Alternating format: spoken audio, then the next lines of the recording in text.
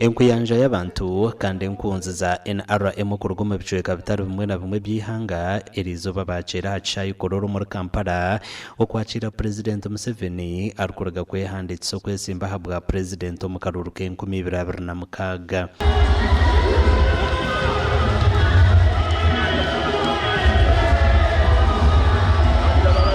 nabwanyuma bamukwase bendera ya NRM kandi bamuragana sobushagici umukaruru kabona ke 2026. He led a number of wars to liberate the country from dictatorship.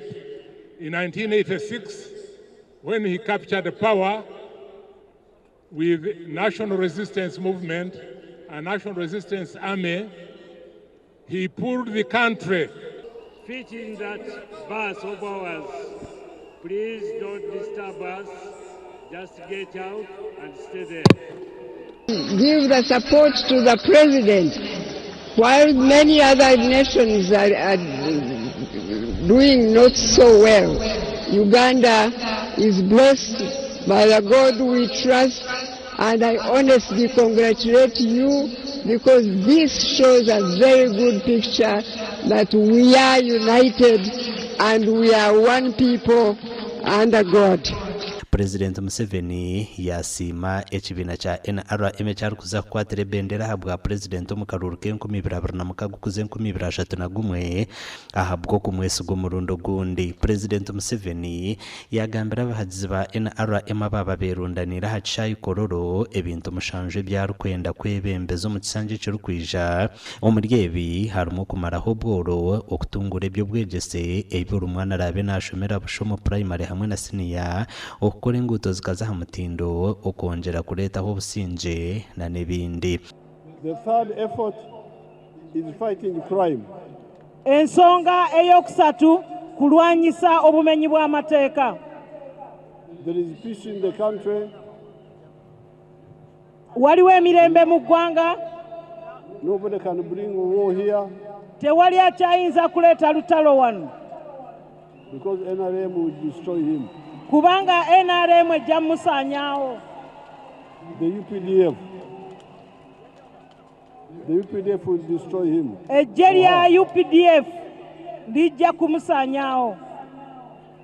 President Museveni niwe yabanza kwehanditsa okwesimba habwa president kandi naija kuhayanira entebe niyemwe na nabanda barumo Joseph Mabirizi owa Conservative Party na Robert Kasabanto wa NPP abayihanditse rizoba.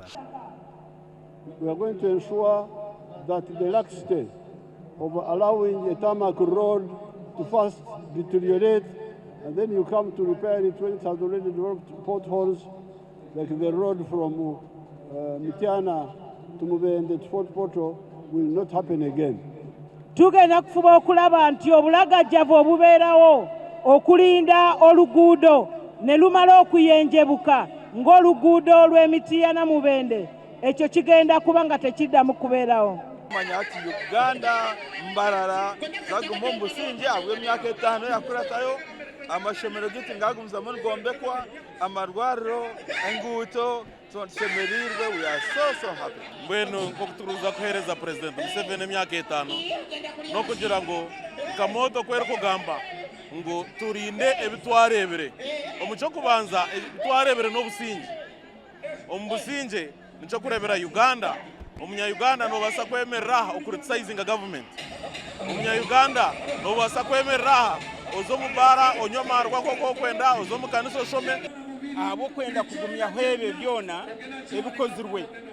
ebikozirwe harimo ebikorirwe minyeto ebikorirwe abacara ebikorirwe system z'abahinji ebikorirwe system z'abwe kwerinda na byona ebintu nka Uganda bitekwa kurango byagumaho kabyanjana no misho mukora ngo Uganda batunge sente twaza omu apa cyo kubanza twine tekateeka yo kubanza tujya President Museveni alese a promoting security ezo njo kimwe ebirungi ebituganyirwa mu President Museveni. Abandi barumo Robert Kyagulanyi owa NUP na Nandala Mafabi owa FDC kandi abantu bija kuyanditsa nyinshi kade ahabwa TV West ndi Elias Rutugusa.